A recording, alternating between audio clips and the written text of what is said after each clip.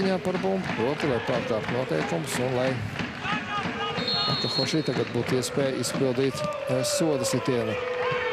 Tarasovs. Un Iepainovs. Protams, ka atdod bumbu vārdsargam. Lieku. Nevis lieku, bet vispār nemaz neriskējot šādā situācijā. Tarasovs. Karvaljo Cauņa. Lieliski piespēle Mingazovam. Lielisku piespēli izdara Cauņa un ar neatvairāmu sitienu Mingazovs polim izredzes bija tikai teorētisks. Lielisku piespēli izdarīja Aleksandrs Cauņa. Skatāmies. Lūk, ar kreiso kāju. Nogrieza uzreiz pusi no Liepājas Metalurgas spēlētājiem. Un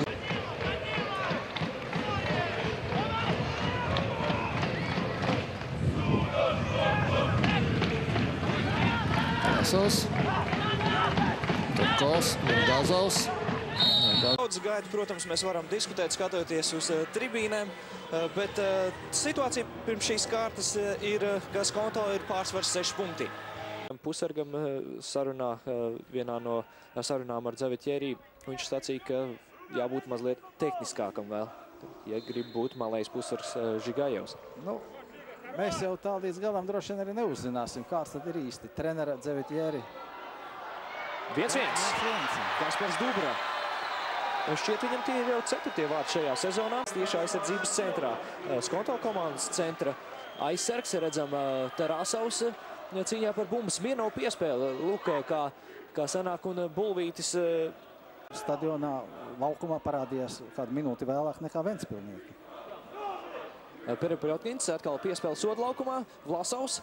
Mēs arī redzam, ka augumā nebūt neražanējam Vlasovam šādās situācijas nākas diezgan grūti. Nu, te ir aizmugurē. Un bīstami.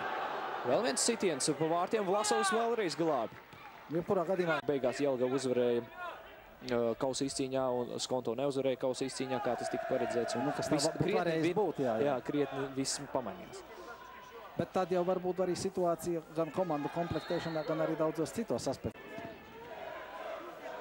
Smirnovs. Spēle tā kā ir mazliet izlīdzinājusies, atkal skontieši biežāk tuvojas Ventspilnieku vārtiem.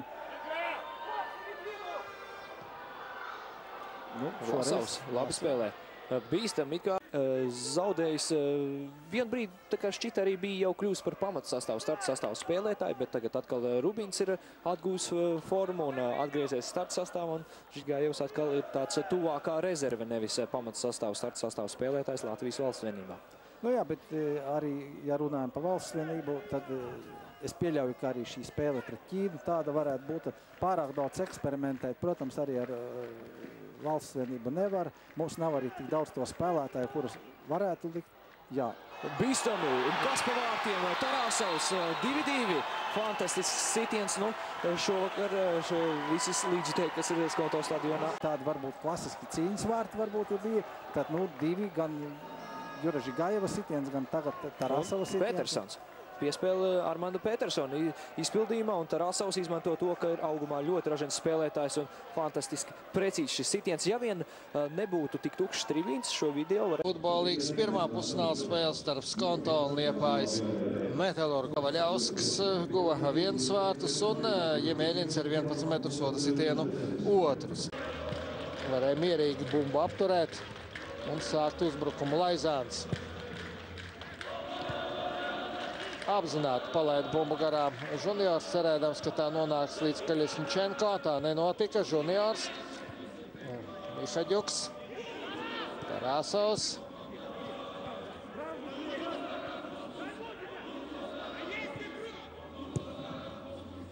Un Siņīcins.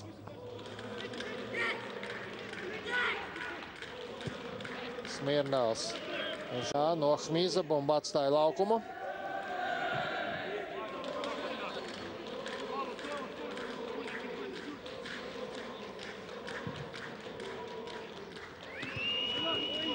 Rode izdara sitienu.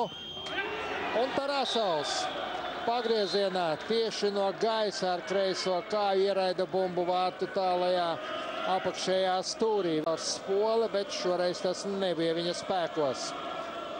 Skatāmies vēlreiz. Stūra sitiens, sit Rode. Kuznecovs bumbu izsit, bet uzreiz tieši no gaisa. Ļoti precīzi apakšējā stūrī no soda laukuma līnijas gandrīz. Igors Tarasovs ieraida bumbu vārdu laukumu. Roberts Savalnieks pie vārta tuvā staba. Atkal Fabio šoreiz izspēlē ar junioru. Fabio piespēlē un 2-0, bet skatāmies, kurš guva vārds. Piespēlē atkal tuvāks no tieši sodlaukumam. Karašausks. Jā, viņu notriec, bet bumba paliek. Uzbrukums turpinās. Tarasovs labi ierauga pa kreisi Fabio. Smirnovs var dot pa labi. Jā, šeit Mingazovs. Mingazovs varētu vairāk varbūt uzņemties. Nu, protams, lai viņš to darītu, viņam jāatbrīvo plašums laukumā un jāpiespēlē.